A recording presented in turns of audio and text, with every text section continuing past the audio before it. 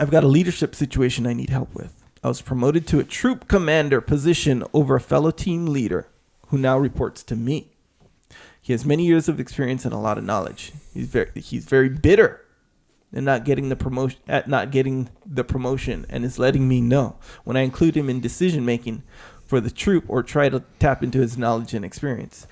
He shuts down, refuses to give input, and says that I should already have the answers since I'm the troop commander. I know the troop would benefit from his input and team dynamics would be much improved if it wasn't so negative. I've tried to let him know that I value his experience. I feel that his input would be beneficial and that his negative attitude and bearing are not acceptable. It is making him a very ineffective team leader. I'm failing at getting through to him, and I don't want to fire him for his position.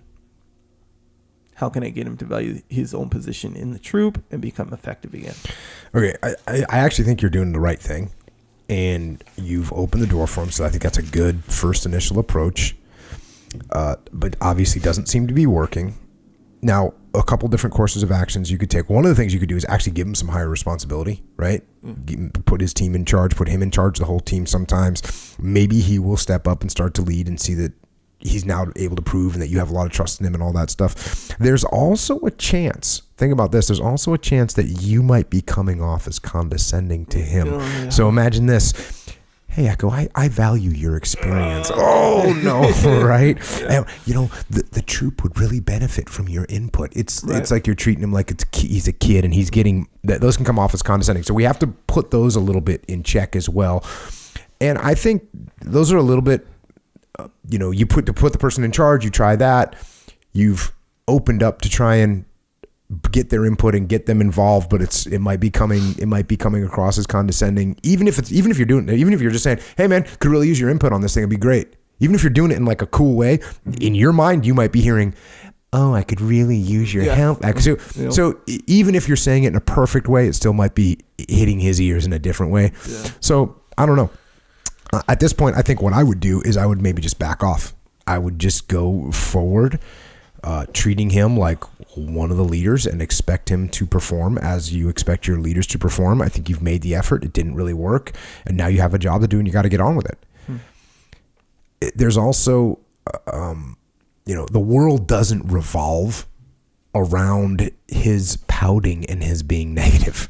And you can't let that happen. Now, on top of that, this guy's a pouter and he's a negative guy. That's probably the reason he didn't get selected to be promoted. We talked about earlier, the boss saw that. He saw something along the way where things didn't go his way and he pouted and was negative, and that's why he didn't get promoted. Meanwhile, the guy that did get promoted, when things didn't go his way, he's like, okay, cool, we'll drive on with what the new plan is. And that's why you got promoted. So I would say move on, do your job, treat him like you would treat one of your leaders. Be very careful that you don't overcorrect, because you hear me say like, okay, I'm going to treat him normal, and now all of a sudden you're treating him like crap. Don't do that, but treat him as firmly and as fairly as you would any one of your subordinate leaders, and we have to see where it goes from there. He may end up just not being able to deal with this fact. I mean, there's a reason why some people get promoted and some people don't. And maybe he's one of these people that can't humble himself, which is one of our biggest fears in somebody that's trying to be a leader, is that they can't humble themselves. Yeah. And if that's what's going on, he's going to have a long, hard road. And you know whose fault it's going to be? Never his. Never going to be his fault. It's going to be everyone else's fault. And that'll be problematic.